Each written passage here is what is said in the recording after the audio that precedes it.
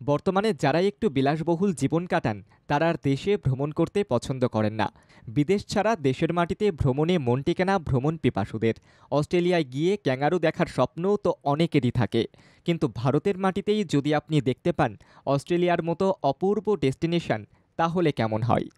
ভারতের শৈলরাজ্য উত্তরাখণ্ডে এমন একটি মায়াবী হিল স্টেশন হলো কানাতাল। পাহাড়ের ঢালে এই হিল স্টেশনে গেলে প্রকৃতির প্রশান্ত রূপ দেখে আপনি মুগ্ধ হয়ে উঠবেন।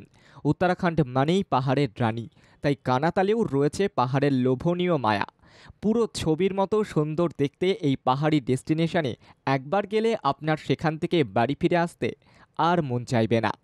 যাবার পর আপনি নিজেও অবাক হবেন এই ভেবে, এত সুন্দর পাহাড়ি হিল স্টেশনকে ঘিরে যে উপত্যকার রয়েছে তা আমাদের দেশ ভারতেই অবস্থিত। অস্ট্রেলিয়ার মতো ক্যাঙ্গারুর দেখা নাই বা পেলেন, কানাতালের মায়াবী পরিবেশ দেখেই আপনার চোখ জুড়িয়ে যাবে। এই হিল স্টেশনে গিয়ে আপনি যে যে দর্শনীয় স্থান দর্শন করতে পারবেন সেগুলি হলো তেহুরি লেক, শিব মন্দির, লাল টিব্বা, সুরকান্দা দেবীর মন্দির ও আরও কত স্থান। চাইলে আপনি সাফারিও করতে পারবেন কাউদিয়া বনে। তাই কানাতালে গিয়ে দেখবেন সারাদিনই আপনার সময় কেটে যাচ্ছে এক এক ট্যুরিস্ট স্পট ভ্রমণ করতে গিয়ে। কানাতালে ট্রেকিং বা হাইকিং করার জন্য সেরা ঠিকানা হতে পারে আপনার। কানাতাল ঘুরতে যাওয়ার সেরা সময় এপ্রিল থেকে অক্টোবর।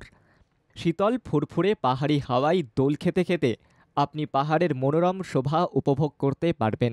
কানাতাল যেতে হলে প্রথমে আপনাকে কলকাতা বিমানবন্দর থেকে পৌঁছে যেতে হবে দেরাদুন, বা চাইলে আপনি ট্রেনে করেও পৌঁছতে পারেন।